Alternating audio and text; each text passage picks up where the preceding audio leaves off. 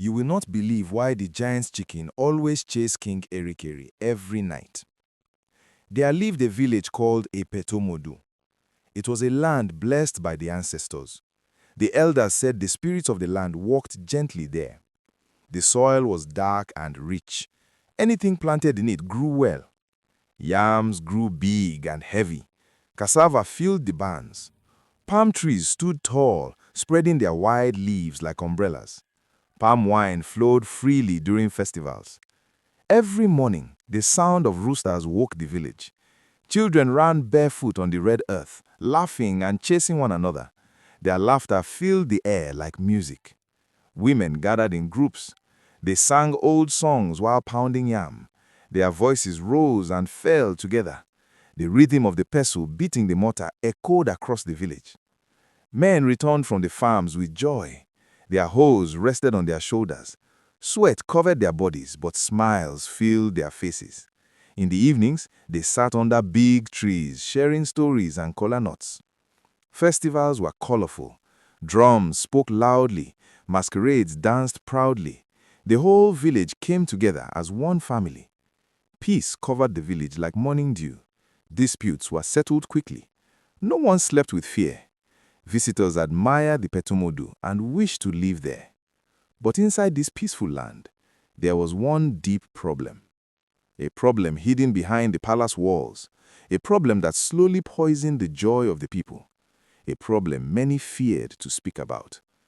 The problem was their king. His name was King Erekere.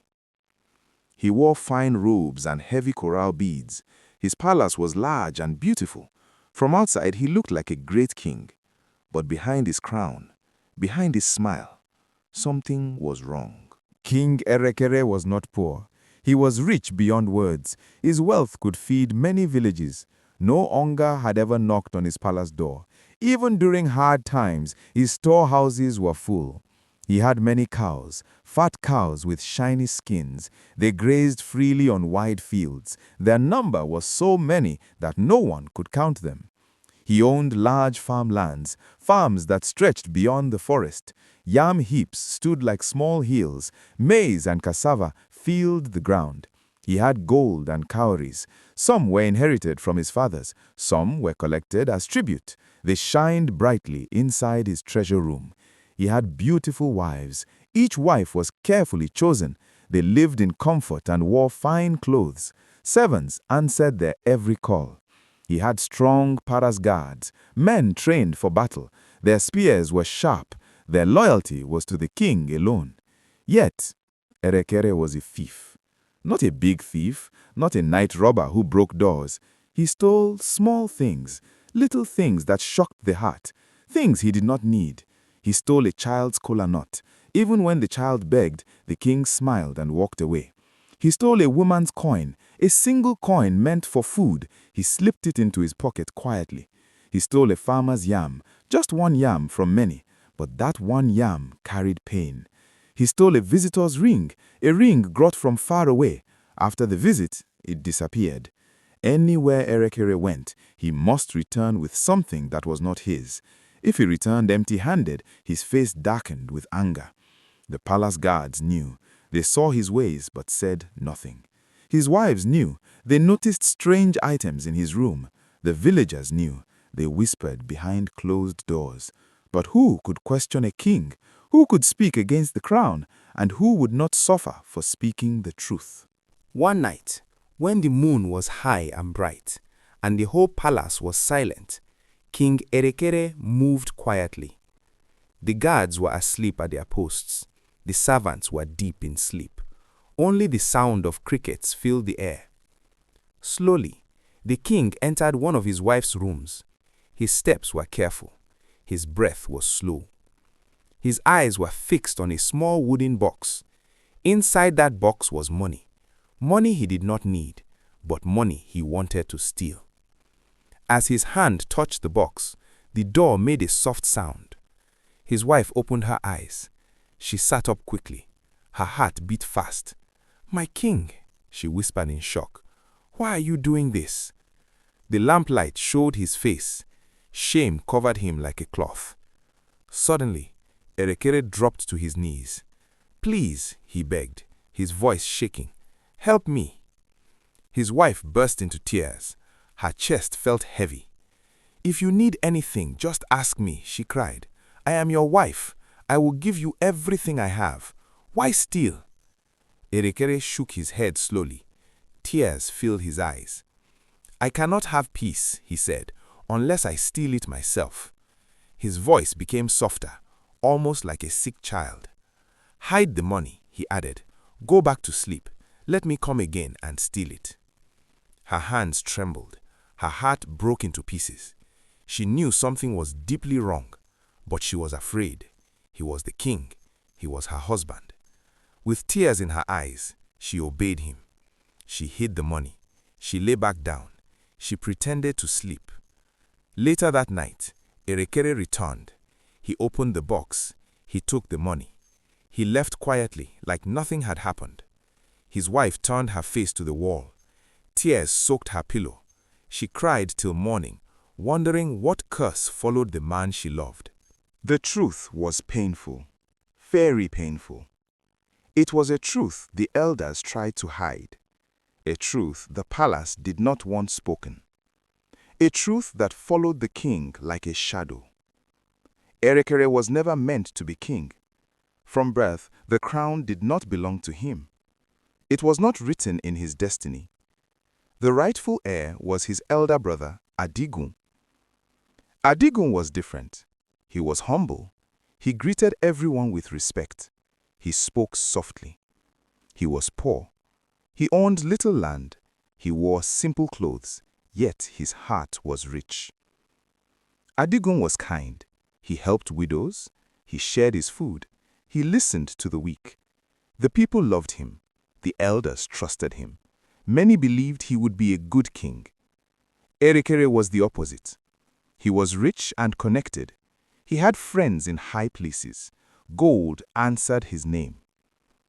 When their father died, the whole village mourned. Drums were silent. Fires burned low. According to tradition, the kingmakers were to choose the next king. Everyone expected Adigun. But greed entered the night. Erekere went secretly to the kingmakers. He carried bags of gold. He brought cows and wine. He bribed them. He bought loyalty with gold. Promises filled their ears. When morning came, the announcement was made. Erekere was crowned king. Adigun cried. He fell to the ground. He begged the elders. "This is not right," he said. "The throne is not his." But the elders looked away. Gold had sealed their mouths. Tears could not buy a crown. Truth could not defeat greed. That night, Adigun packed his few belongings. No drums followed him. No farewell song was sung. He left IPETUMODU quietly, broken, betrayed, with a wounded heart. On his way out of the village, Adigun slowed his steps. The night was quiet. The moon hid behind clouds. Only the sound of insects followed him. At the edge of IPETUMODU, he stopped at the great Iroko tree, the oldest tree in the land, a tree older than many generations. Its roots were deep in the earth. Its branches touched the sky. It was the sacred tree of justice, the place where oaths were taken, the shrine that hears truth and lies. The spirits of the ancestors were said to live there. Adigun dropped his bag. His legs felt weak. Slowly, he knelt on the bare ground. Tears rolled down his face. His voice trembled as he spoke. "Ancestors of IPETUMODU," he cried, "you saw my heart. You know I did no wrong. I was robbed of my destiny. My birthright was taken by greed. I was pushed away with gold and lies. If justice still lives in this land, let it speak. Let the truth rise. Let the wrong be answered." As he finished speaking, the air changed. The wind blew hard. Leaves scattered across the ground. The great Iroko tree shook from top to bottom. Its branches groaned loudly. A deep sound came from within the tree, like a warning. Adigun felt fear and hope at the same time. He stood up slowly, wiped his tears, and walked away into the darkness. From that day, something unseen began to move. From that day, King Erekere's life changed. Erekere began to disgrace himself, slowly at first, then openly. The cause followed him like a shadow. The hunger to steal grew stronger each day. No matter how much he owned, his hands could not stay clean. In the market, in front of traders and buyers, the king bent down and stole yam. A single yam, small and dusty, something even a poor man could buy. People froze. Some covered their mouths in shock. Others looked away in fear. At meetings with elders, while serious matters were being discussed, Erekere reached out and stole coins. Coins placed for offerings. Coins meant for the gods. He slipped them into his robe like a child. Even with all his wealth, he stole useless things. A broken spoon, a piece of cloth, a calabash lid. Things he would never use. The villagers began to whisper, "Our king has everything. Why does he steal? What kind of sickness is this?" Women pulled their children closer. Men hid their belongings when he passed. No one had answers. The elders were silent. The gods did not speak, yet. Only shame followed Erekere. Wherever he went, eyes watched him. Laughter followed behind him. Respect slowly died, and the crown on his head grew heavier each day. One day, tired of the shame, tired of the whispers, tired of running from himself, Erekere spoke to his heart. "I need a solution," he said. His voice was heavy. Even the crown on his head felt like a burden. That morning, he left the palace quietly. No guards followed him. No drums announced his movement. He went straight to the chief priest, the man who spoke to the gods, the man who knew hidden things. But when Erekere reached the shrine, the place was silent. The chief priest was not there. The shrine smelled of incense. The air was thick and heavy. Sacred objects stood quietly. Inside the shrine, a chicken was tied. It was meant for sacrifice. It belonged to the gods, not to any man. Erekere looked around. Left, right. No one was watching. His heart began to beat fast. His hands started to shake. Sweat formed on his forehead. His old habit returned, stronger than before, louder than reason. A voice whispered inside him, "Take it." He tried to resist. He clenched his teeth. He turned to leave, but his legs refused to move. Suddenly, he grabbed the chicken. The chicken cried loudly.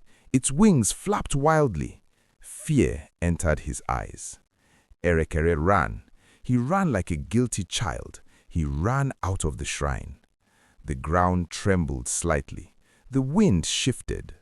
That mistake, that single act of disrespect, changed everything. That night, Erekere returned to his palace. The stolen chicken was forgotten. His mind was tired. His body was weak. He ate little. He spoke to no one. At last, he lay down to sleep. The room was dark. The lamps were low. Silence filled the palace. Suddenly, the ground shook. From the darkness, a giant chicken appeared. It was taller than a man. Its eyes were red like fire. They burned with anger. Its wings were wide, wide enough to cover the sky. When it flapped them, the air roared. Its cry shook the earth. The sound pierced his ears. It was not the cry of an animal, it was the cry of judgment. The chicken rushed at him. Erekere turned and ran. His legs felt heavy. Fear pushed him forward. He screamed for help, but no one came. The chicken chased him. Its claws scratched the ground. Its shadow covered him. Just as it was about to catch him, Erekere woke up. His body was soaked in sweat. His heart beat like a drum. His breath was short. He sat up shaking. The night was still dark. From that night, sleep left him. Each time he closed his eyes, the giant chicken returned. Sometimes it chased him. Sometimes it stood and stared. Sometimes it cried until his ears rang. Day and night, his eyes saw fear. No peace entered his heart. One morning, the sun rose slowly over IPETUMODU. Birds sang softly, but the palace was silent. No laughter, no voices, only the heavy sound of fear and shame hung in the air. Suddenly, the doors of the palace opened. The chief priest entered. His face was serious. His steps were firm. He walked straight to King Erekere. He did not bow. He did not speak lightly. His voice was calm but strong. He said, "King Erekere, the gods are angry. They see your heart. They know your hands are not clean." Erekere lowered his eyes. He wanted to speak, but no words came. The priest continued, "Confess your sins. Return the throne. Give it to the rightful owner. Do not delay. Do not hide from the truth. The land suffers because of your greed." Then, without another word, the chief priest turned and left. His robe swayed behind him. The palace doors closed with a heavy sound. Silence returned. Erekere sank to the floor. His head hung low. Tears rolled down his cheeks. For the first time, he felt small. For the first time, he felt the weight of his crimes. He was tired. Tired of stealing. Tired of running from shame. Tired of the giant chicken haunting him. Tired of living a life that was not his to live. He stayed there, alone with his guilt, wondering, how could he ever make things right? On market day, the village of IPETUMODU was busy. Traders shouted their prices. Children ran between the stalls. Women carried yams and baskets of fruit. Men haggled over cloth and goods. In the middle of the crowd, King Erekere stood. His fine robes seemed dull. His crown felt heavy on his head, as if it weighed down his soul. He raised his hands. The crowd grew silent. Even the birds seemed to stop singing. He began to speak. His voice shook, but it was clear. "I have done wrong," he said. "I have stolen from the people. I have taken what was not mine. I have taken a crown that belonged to another. I have lived in greed and shame, and I have been cursed for it." The villagers gasped. Whispers ran through the crowd. They could hardly believe their ears. The proud king admitting his wrongs? He continued, "I send for the rightful heir, my elder brother, Adegun." Moments later, Adegun appeared. The villagers cheered quietly. Their eyes were full of hope. Erekere fell to his knees before him. His head bowed low. His hands shook. "I am sorry," he whispered. "I am sorry for the theft. I am sorry for the crown. I am sorry for the pain I have caused." Adegun looked at him. He nodded slowly, without anger, without pride. He helped Erekere stand. The crown was returned. The people watched as Adegun was crowned king, a crown that was his by right, a crown of justice and peace. From that day, peace returned to IPETUMODU. The market was filled with laughter again. The children ran freely. The farmers sang while working in the fields. The giant chicken never returned. The curse was lifted. Erekere learned to live humbly. He worked quietly to help the people he had wronged. And the villagers remembered the lesson forever. A stolen crown brings restless sleep. The village thrived, justice was restored, and the story of the greedy king became a warning for generations to come. Thanks for watching this video. Please subscribe to this channel to watch more of our amazing stories. Like, share, and drop your comment below.